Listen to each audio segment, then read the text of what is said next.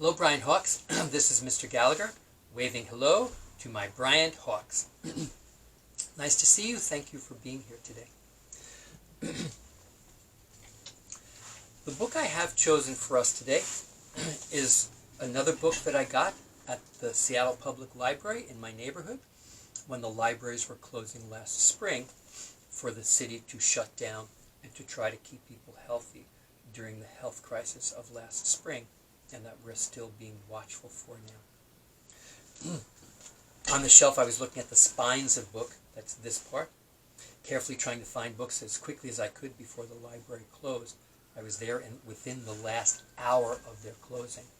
And this book I saw the side and it said, The Kindness Book.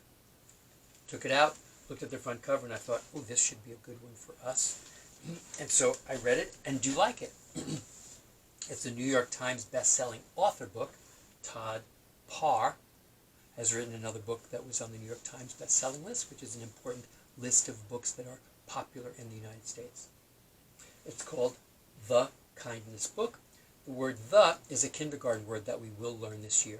It's usually the first word that we teach when we are beginning our word work for the year. It's spelled T-H-E. Some people pronounce it this way, the. Some people pronounce it the. The Kindness Book is how that would sound, or The Kindness Book. I usually go back and forth between the two. When you hear that word, which is the way that you usually pronounce it? The or the? Or do you switch to? Okay. Okay, let me begin. The Kindness Book by Todd Parr. Oh, I'm sorry. I try to remember to look at the front cover and show people, and also look at the back cover, because authors often have their illustrators draw something that connects to the book on both the front and the back. I like this because it's the front of the two characters, and this is the back of two characters, because it's the back of the book.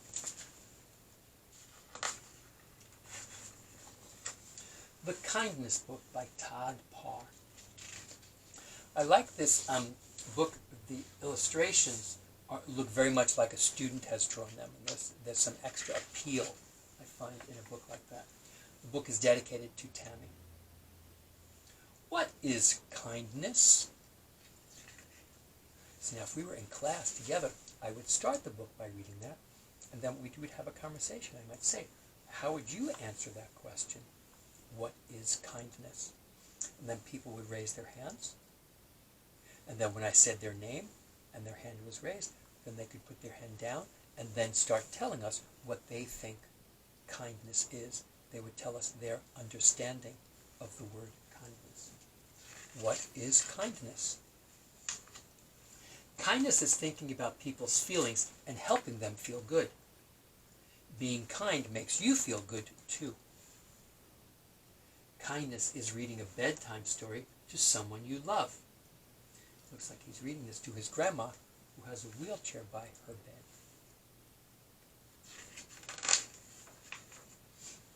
Kindness is taking care of your community. And it looks like they are donating and organizing and collecting to the food bank. Kindness is holding the door open for someone.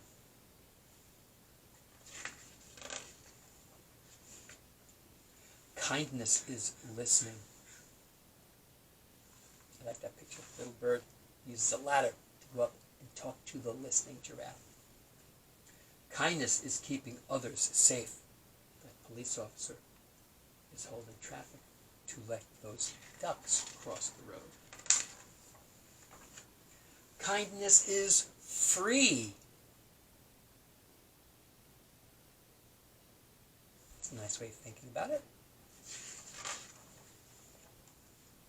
Kindness is watching out for someone around you. Ouch! Oops! Ugh! Kindness is holding hands. Aha! She says. Kindness is being there when someone needs you. Remember that in the back cover.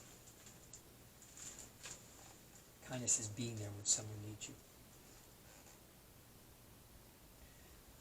Kindness is taking care of yourself. Z's shows me that this character is sleeping.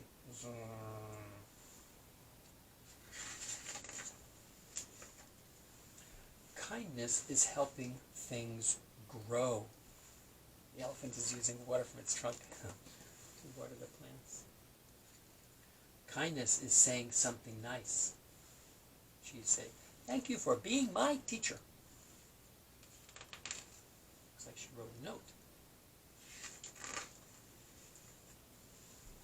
Kindness is not hurting someone's feelings. Your hair looks funny. Ha ha ha. Right? That would be unkind. Kindness is saying sorry. Sorry. Let's be friends. Being mean to each other and then recovering and finding their friendship again. Be kind to yourself.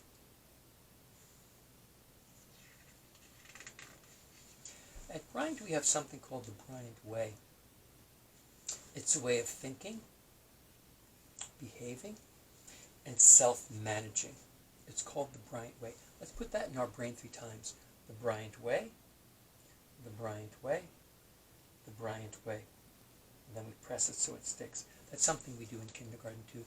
When we come across something new that you should know and start to remember, we'll say, let's remember that. And then we say it 3 times. We tap our brain in our heads 3 times, and then we press it so it sticks. Let's try that again. The Bryant Way, the Bryant Way, the Bryant Way, and press it so it sticks. And the Bryant Way includes this. At Bryant, we take care of ourselves, we take care of each other, we take care of our school. 3 ways of self-managing yourself. Kindness is remembering everyone's feelings are important. She's letting the fireflies or lightning bugs go that she had in the jar. She's letting them be free. 1, 2, 3, 4, 5 of them she's letting go. We just see a little bit of math. Kindness is welcoming someone new to the family. There's a pig family who's welcoming a skunk who's coming by. That's very kind.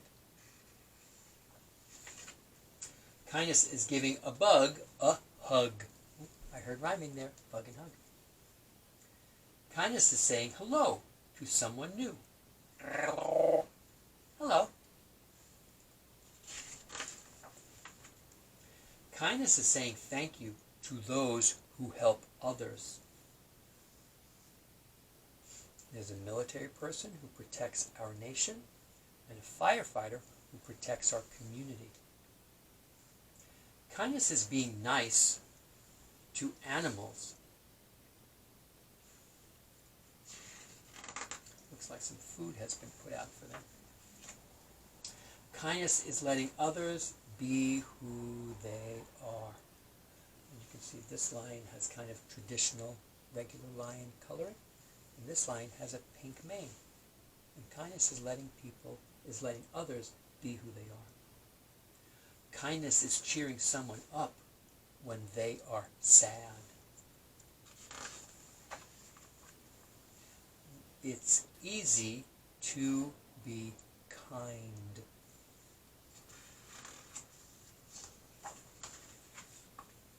There are many ways to be kind. Don't forget to be kind to yourself. The end. Love, Todd. What did you think of that book? I enjoy the many messages in there about the ways kindness can look, and the ways kindness can feel, and the ways kindness can be said. As I have done before, I encourage you to take a piece of paper, write your name, and then do some writing about kindness. making a direct connection to this book, and something about kindness. Sometimes in class we'll tell you to write about something that we want you to write about. Other times, like in the previous weeks, I've just said, write about something connected to this or something you want to. Today's work is what's called an assignment, which means please write about what the teacher says. I'm going to ask you to please do writing about kindness. Now, it can be kindness that you saw shown in the book, or about kindness that you have experienced in receiving or in giving kindness. Your name at the top, and then somewhere on the paper I'm going to ask you to write the word kindness. The first part of the word kindness is the word kind, K-I-N-D. I sound, I, is called the long vowel, when a vowel says its name. Short vowel is I. Long vowel is, it says its name, K, I, N-D, kind. We're sounding out the word K, I, N-D, K, I, N-D, kind. Kindness. This part of the word, or phoneme, a unit of sound in a word, is that part, ness, like kindness, kindness. Please write that word on your paper. And then, if you want to keep writing words, you can, but please then include a picture about kindness. And that's called making a connection to text. Books we describe in class are often called texts.